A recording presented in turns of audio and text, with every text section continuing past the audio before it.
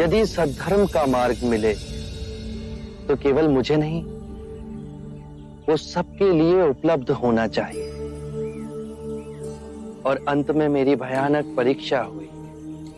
काम, क्रोध, माया, वासना, तृष्णा मेरे सामने कई रूपों में आए, पर मैं विचलित नहीं हुआ, अडिग रहा। मैंने संकल्प लिया, प्राण जाए या परम सत्य उपलब्ध हो। और अंत में मुझे परम सत्य प्राप्त हुआ।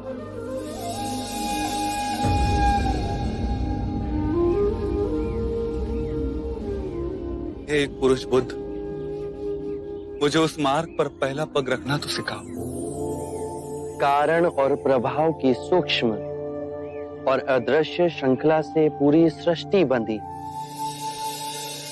यदि तुम अच्छे कृत्य करोगे तो ताल की लहरों की तरह जन्म जन्म उसकी तरंगे तुम्हारे जीवन को कंपित करेगी, तुम्हें बौद्धित्व तक पहुंचाएगी। उसी के विपरीत यदि तुम बुरे कृत्य करोगे तो उसकी बेड़ियां जन्मों तक तुम्हें बांधेगी और घसीटती जाएंगी। पर जहां खड़े हो, जिस क्षण में हो, यदि उस क्षण में स्थिर हुए, शांत हुए, तो तुम अपने अंदर एक मध्य बिंदु को पाओगे, जिसे ना दुख होता है ना सुख, जो इस कार्य कारण सिद्धांत की पूरी श्रृंखला को तोड़ के तुम्हें परम सत्य से जोड़ता है।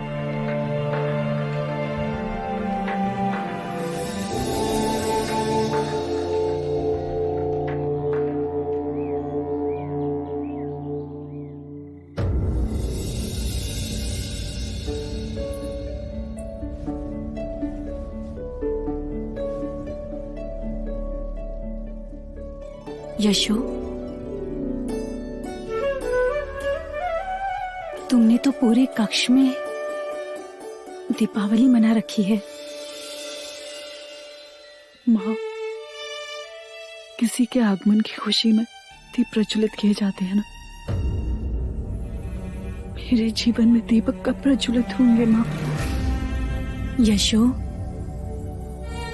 तू क्यों धीरज खोती है? माँ, हम सब भी तो दीपक के समान हैं। एक विरह के शोक से छटपटाते पिता जो स्वयं जलकर दूसरों को प्रकाश दे रहे हैं। एक ममतामयी माँ जो अपने आंसू छुपाकर अपनी बहू के आंसू पोंछती है।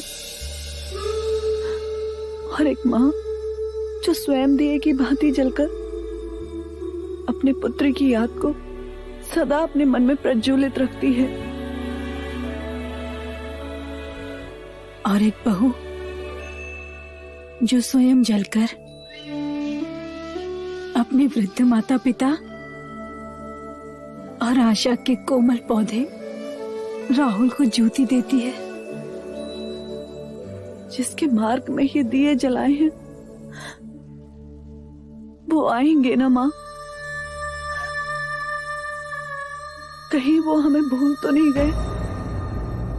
उन्हें अपने प्रश्नों का उत्तर पाकर घर वापस आना था। दिन पर दिन बीतते जा रहे हैं, ना तो उनके आने का कोई समाचार आया और ना ही कोई अपनी सूचना भिजवाई। यशो,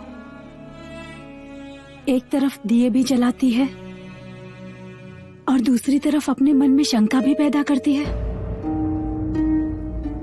सिद्धार्थ सब कुछ भूल सकता है, पर तुझे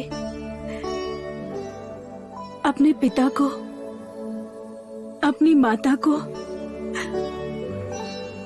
अपने पुत्र राहुल को और अपनी प्रजा को कभी नहीं भूल सकता। जिनके दुख दूर करने वो घर छोड़ कर गया। सिद्धार्थ आएगा, वो अवश्य आएगा। पर आप आपके आंसू तो कुछ और ही कह रहे हैं माँ।